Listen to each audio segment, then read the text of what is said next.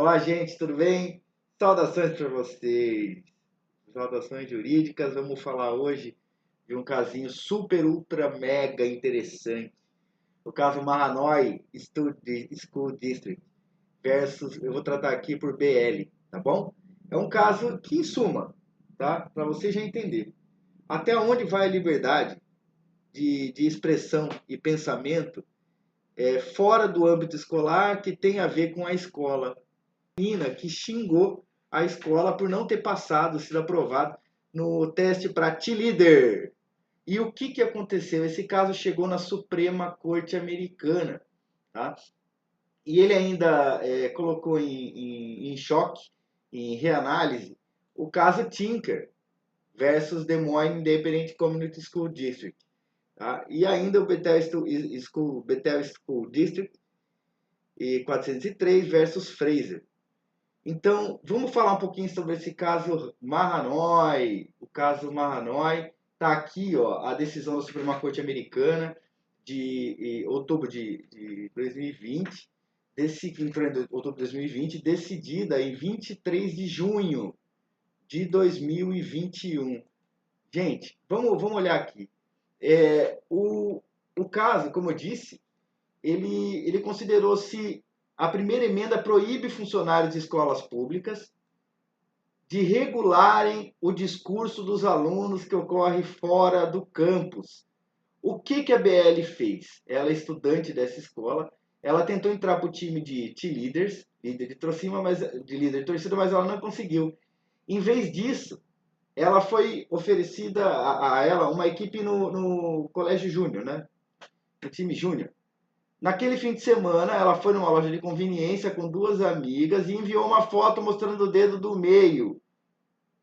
A outra foto tinha uma expressão de frustração por não ter entrado no time do colégio de Tilira. Um dos amigos compartilhou e a escola ficou sabendo. O treinador fez o quê? O treinador suspendeu do time de líder júnior, que ela tinha sido colocada, né? Ela entrou, fez o quê? Entrou com uma ação em resposta, argumentando que os seus direitos de primeira emenda foram violados. Tá? Agora vamos ver o seguinte. O tribunal decidiu por ela, dizendo que o discurso não causou interrupção substancial na escola, que vai falar mais especificamente depois embaixo, eu vou comentar do caso Tinker. Essa decisão foi apelada pelo Distrito Escolar e o Terceiro Circuito revisou o caso. O Terceiro Circuito confirmou a decisão do Tribunal Distrital, afirmando que a escola não poderia discipliná-la fora do campus.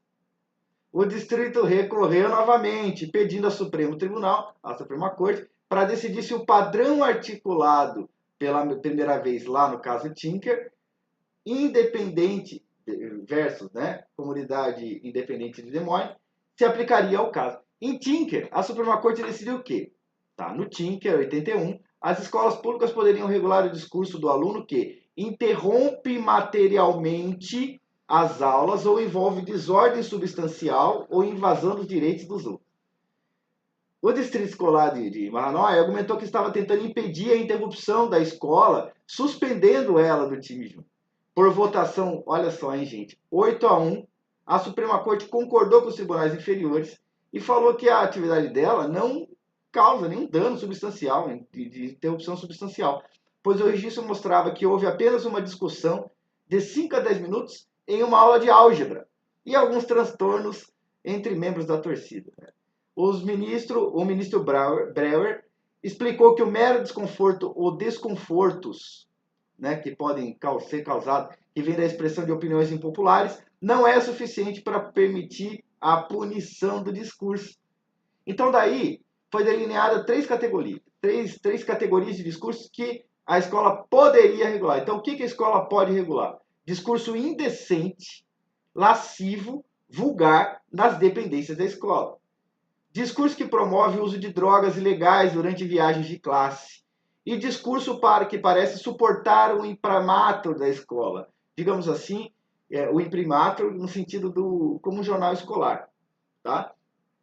O tribunal declarou que as escolas públicas podem ser justificadas em regular o discurso fora do campus em circunstâncias particulares. Existem três características do discurso fora do campus que diminui a necessidade das escolas de terem aí uma atuação. Qual? Qual que relativiza, né? Vamos lá. Em relação à primeira emenda. 1. O discurso fora do campus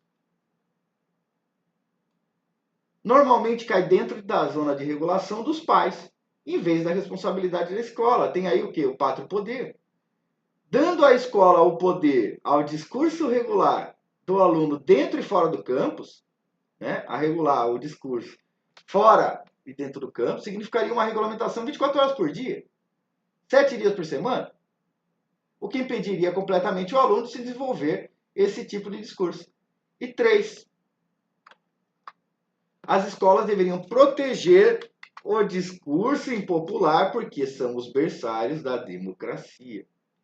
Então, o tribunal reconheceu dessa forma, né, alguns fatos sobre o discurso que mostram que a escola teve interesse reduzido em punir esse discurso. Por mais que ele seja vulgar, vamos lá, gente, o que isso vai atrapalhar no âmbito escolar? Qual o impacto?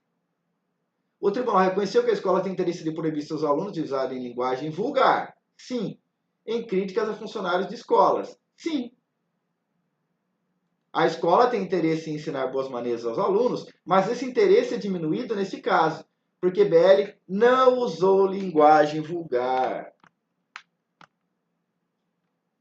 nas dependências da escola. Ela usou o quê? No Snapchat. E a escola não estava agindo em loco parentes. A escola também não pode mostrar que havia feito qualquer esforço no passado para impedir que os alunos linguagem essa linguagem vulgar. Ou seja, o juiz acabou, o juiz Thomas, como estamos dizendo aí por último, tá? O juiz Alito e o juiz Thomas. O juiz Alito escreveu um parecer concorrente, ao qual o juiz Gorsuch aderiu, fornecendo uma estrutura que os tribunais podem seguir ao analisar um caso como este. Ainda, o juiz Alito aconselhou os tribunais a tomarem conhecimento da diferença entre o discurso vulgar, que visa a escola, e o discurso vulgar, que visa um determinado indivíduo da escola. O juiz Thomas escreveu uma opinião divergente, onde afirmou que a opinião da maioria estava ignorando casos históricos que descobriram que as escolas podem regular o discurso que ocorre fora do campus, quando tem uma tendência próxima de prejudicar a escola, os alunos, os programas ou membros do corpo docente.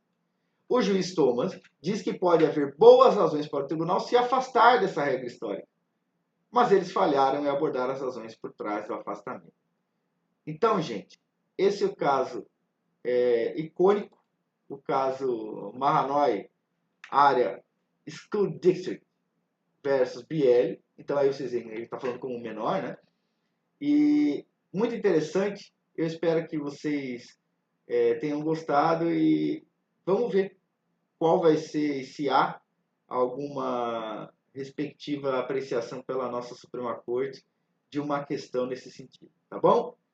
Até mais, um abraço, gente.